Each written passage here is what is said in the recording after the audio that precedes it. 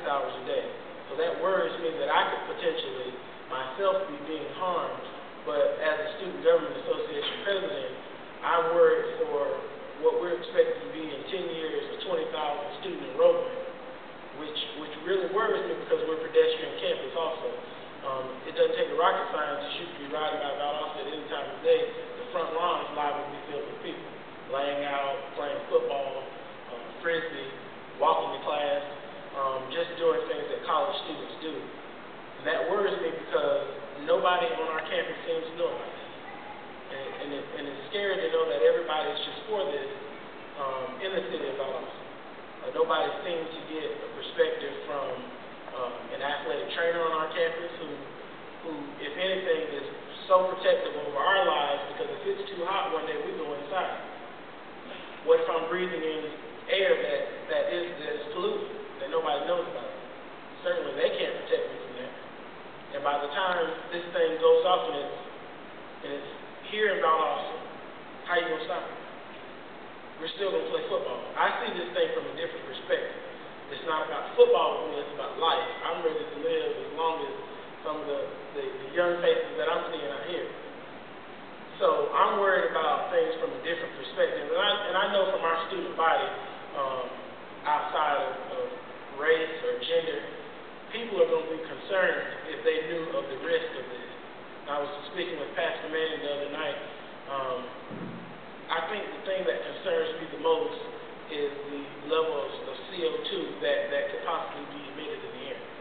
And you could be outside from 10 minutes to, as I said, I'm outside at least 6 hours a day, and that's scary. And it's worrying me that our university has yet to come out with a stance on this because this isn't a new issue. This has been zoned, this has been approved by the city, and they're waiting on investors. So we're in the last stages of this. So my thing is, and what I need help with, I always tell students on campus, we can't get something done if I just go into the president's office and say, hey, we got to get this done. It doesn't work like that. I myself cannot go in front of our university president and say, hey, President Sloss, this isn't good for Valdosta State. We got to do something about this. Because one voice doesn't carry as large as 10,000.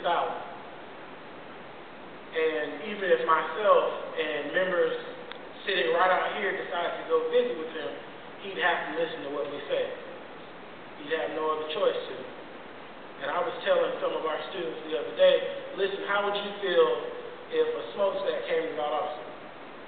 I didn't give them any information about how high it would be, what the possible causes would be. That's not good. Is that coming to Valdosta? I said it could possibly be. And their response was, well, what are you going to do about it? So now people are looking at me to do something about this, and I need to get as much information, but as I said before, it doesn't take a rocket scientist to know the threat of harm to your body is just as good as harm. And I'm telling you that being an athlete, I will give it up that quick if it means saving my life.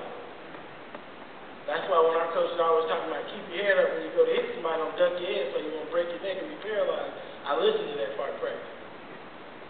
God bless me, I've been playing football over 10 years and I ain't had an injury like that yet.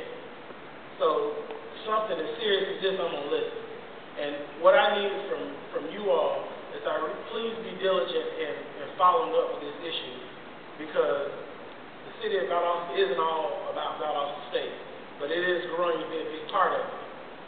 Our university being projected to be at 20,000 students is big for Valdosta because more and more of our graduates, as I was told the other day, are starting to stay in Valdosta after they graduate and work, which is a good thing. You're getting your education here and you're turning that education back around to benefit the city. But I'm pretty sure if people find out about this, our enrollment is going to soon go down. And the school definitely doesn't want to lose money. I mean, meetings all the time about how this is going to make us money. Well, I'm here to say this is going to lose us a lot of money. And it won't take a long time to do it. And I know there's some candidates that I had the opportunity to meet the other night that are running for city office.